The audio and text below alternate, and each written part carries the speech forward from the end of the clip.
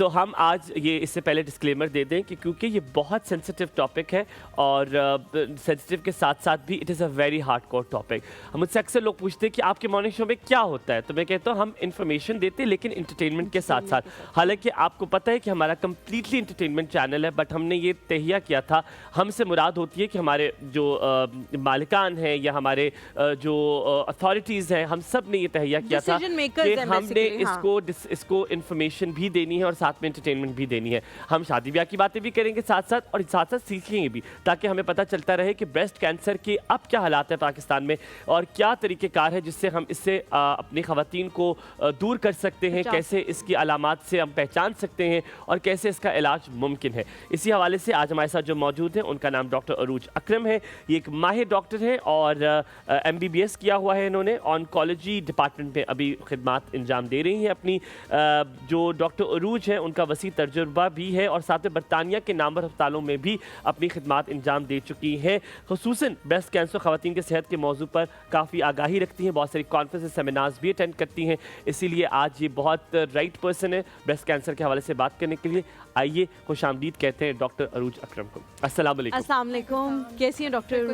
Very good morning, कैसी हैं?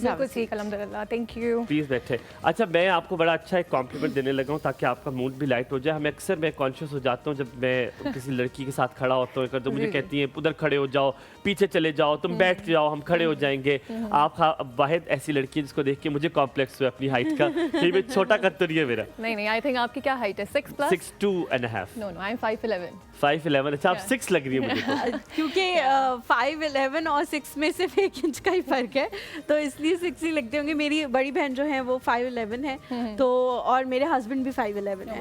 तो वो जब मेरी बड़ी बहन को हील पहनने का भी बहुत शौक है, तो वो जब साथ खड़े होते हैं तो कहते हैं मैं इनके साथ ग्रुप फोटो में दूर खड़ा होऊंगा क्योंकि वो फिर लोग ये समझेंगे कि छोटे कद का बंदा है।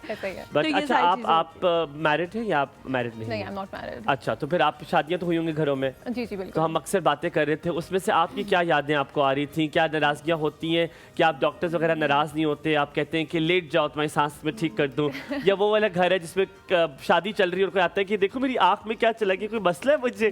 सर डॉक्टर्स कैसे फ़ायदा होता है? व्हाट इज़ योर शादी का माहौल at your house? I think मेरी 2 बड़ी बहनों की शादियाँ हुई हुई हैं, तो मैं बल्कि आप लोगों से बड़ा रिलेट कर रही थी क्योंकि मेरे घर में भी अभी एक अपकमिंग वेडिंग है। तो आई कैन अंडरस्टैंड कि यू नो कि बिल्कुल नाराज़गियाँ हो रही हैं। हाँ, हो रही है। Normal family.